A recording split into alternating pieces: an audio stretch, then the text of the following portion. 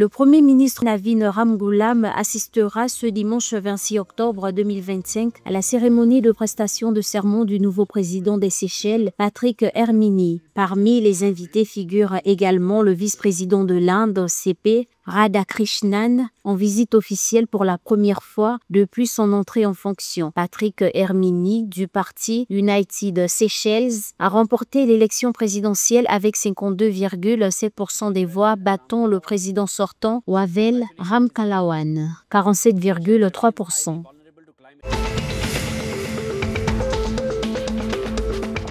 Le gouvernement malgache menace de prendre des mesures drastiques contre les opérateurs télécoms s'ils ne réduisent pas leurs tarifs Internet. L'autorité de régulation des technologies de communication Artec a demandé à tous les opérateurs d'examiner dans les meilleurs délais des ajustements tarifaires favorables aux consommateurs. Cette initiative s'inscrit dans la continuité des actions lancées fin 2024 qui avaient déjà entraîné une première révision des offres actuelles. Dans un contexte de pression sur le pouvoir d'achat et d'usage croissant des services data, l'Artec réaffirme son ambition d'un Internet plus accessible et équitable au service du développement de Madagascar.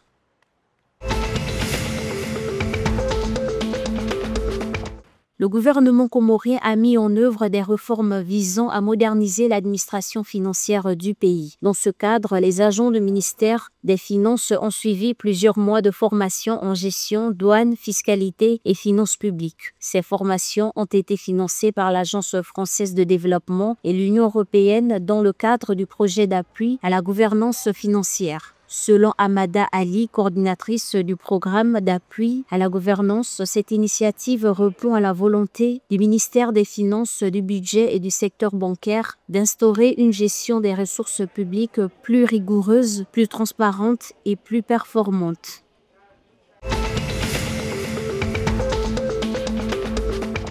Le Free Primary Education Scheme, lancé en janvier 2024, sera remplacé en janvier 2026 par une aide mensuelle de 2750 roupies mauriciennes, environ 60,44 $ par enfant pour les écoles privées, les parents couvrant la différence. Les écoles publiques maintiendront la gratuité. Cette décision génère inquiétude et colère parmi les éducatrices et les parents, craignant incertitude salariale, perte d'emploi et hausse des frais. En janvier 2024, environ 652 écoles sur 775 avaient rejoint le programme offrant une éducation pré-primaire gratuite à près de 19 600 enfants.